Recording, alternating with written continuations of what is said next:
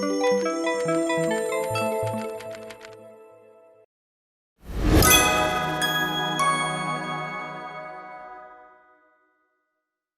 everybody. Adam Parks here with another episode of Receivables Roundtable. Today, I'm with my very close friend, Eryn Fiondella, who works with Branding Arc, which is my marketing company based here in South Florida.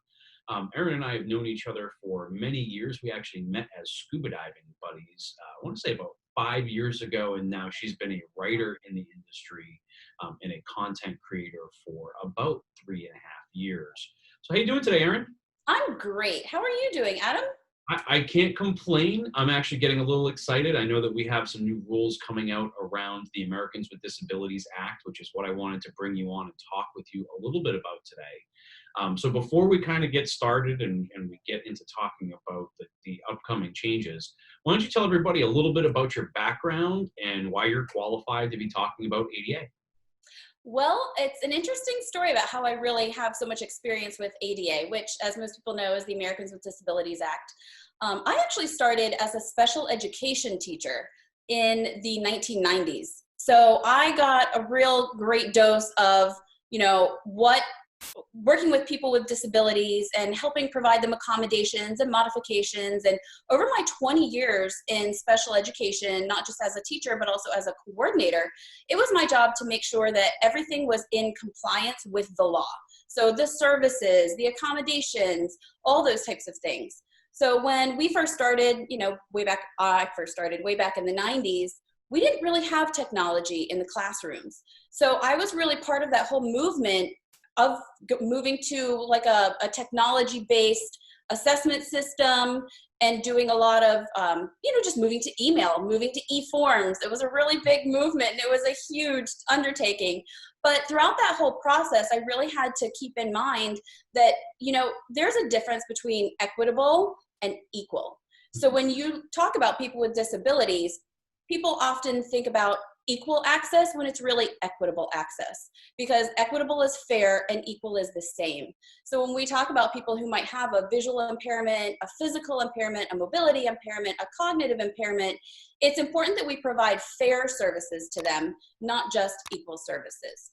So that's how I really ended up getting so much experience with ADA, is having to go through documents and having to sit in with lawyers and all kinds of things and talk about, okay, what is the most appropriate next step, and making sure that everything is in alignment with the law. So that leads me to where I am with Branding Arc, and I really take this whole compliance mindset and apply it to what we're doing with our clients, not just with web development, but everything else. Awesome. Well, I just to give people a little bit of background, last year in December, there was the Domino's versus Robles case, which basically put us in a situation to where websites became a place of public accommodation. And I think the challenge that comes along with that is now that the entire online world is falling under these ADA guidelines, is it's a new opportunity for attorneys to create lawsuits that are related to somebody's ability to access information online. And so, I believe it was the Ninth Circuit Court allowed this Domino's versus Robles case to go forward, and then the Supreme Court refused to hear the case last year, which has kind of left us in this limbo. And we've been trying at Branding Arc to really help people get out in front of the problem and come up with some solutions. And I know that we've created some really cool solutions as well. Let's talk a little bit about the upcoming changes, and then we can talk about solutions. But tell us a little bit about what you're expecting or what you're seeing in terms of changes with the web accessibility standards. Well, a lot of people have probably heard the acronym WCAG, and that stands for Web Content Accessibility Guidelines. So whenever we talk about web accessibility, we're really talking about WCAG, which is Web Content Accessibility Guidelines. And they actually started in the mid-90s, which a lot of people don't realize. And we just had a more recent update just a couple of years ago to 2.1, version 2.1. And it's based on 4 principles of perceivable, operable, understandable, and robust. Those are the 4 principles that are kind of the guiding principles for making sure that people have fair access to internet content.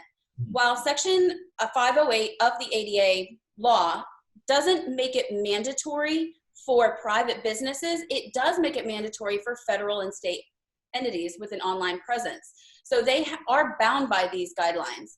But I think what's really interesting is that some companies, while it's not required at this time, they're just doing the right thing. Because when people look at why does a blind person need to access the internet, let's look at the pandemic that we're all currently going through right now. There's a lot of brick and mortar businesses that are closing, or they've shifted and gone to a primarily online strategy. So WCAG 2.1 had 78 success criteria that have to be met in order for it to be considered compliant and accessible. There's a new draft of version 2.2 that adds additional success criteria. So what is relevant and accessible and compliant today may not be compliant and accessible tomorrow. It could be based on whatever's changing within a certain plugin of a website. It could be changes within standards, but it's really important that we think about, think about your mother, think about your friend, think about somebody who might have a seizure disorder, color blindness, someone who's had a stroke and doesn't have full functionality of, their arms. How do they access the internet and have access to those same services and products that people without disabilities have access to? Sure. And, I know I can say from the receivables management perspective, over the past few years, I have definitely seen the ADA requirement or the WCAG requirements actually start showing up in audits, whether it be from a creditor or debt buyer or whatever the case may be. We've seen more of that coming down the pipe, and I think that the Domino's versus Robles case has really kind of pushed that. And then I've seen on the back end of some of the consumer attorney websites that they're also gearing up for a whole new level of attacks there.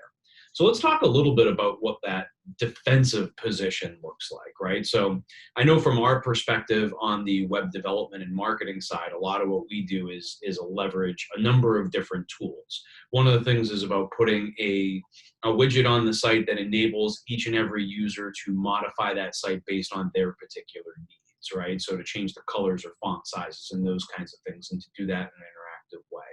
But then we've also got some tools that we've used that go into the back end of the site, scan the site code so that we can better understand what the contrasts are, like you were talking about color blindness, and understanding by looking at the actual colors in the code or the color strings in the code, so that we can determine whether or not we've got enough of a contrast between the two colors for it to be readable for somebody that is colorblind. So with all those kinds of tools in place, how do you feel about kind of the change of the web and how these things are starting to come across and the level of importance that it ultimately is going to play for end users? For me, accessibility is super important. I'm very passionate about it. And I think that comes from my 20 plus years of working with people with disabilities and seeing their struggles, going from low tech to high tech, and how fast it happened for the rest of the world, but it didn't keep up with those people with disabilities who still need those same services and products. So when we look at consumers and they want to go on a website and make a payment, or maybe they want to learn more about your services, or it's a client who's looking to partner with your company, it's important that you're giving them all the tools that they need to be able to access the information that they need and be able to easily navigate your website. So even things like, people who might have more of a motor disability, being able to use keyboard functionalities as opposed to having to utilize a mouse or a trackpad to click. So there's a lot of things that are happening, and this accessibility, I don't want to call it a trend because it really is worldwide. It's international. We've got laws about it, the United Kingdom, the European Union, Australia, Israel. I mean, there's a number of countries that are really recognizing that this is just the right thing to do, to provide access to people, who right now they could be stuck in their home. A lot of people who have a disability might be in a high risk category. So how are they doing their banking? How are they making their payments? How are they ordering their groceries online or whatever they need to do?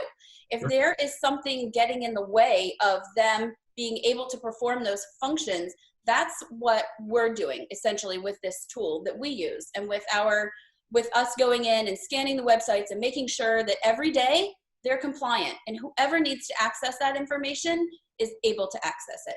something I'm super passionate about.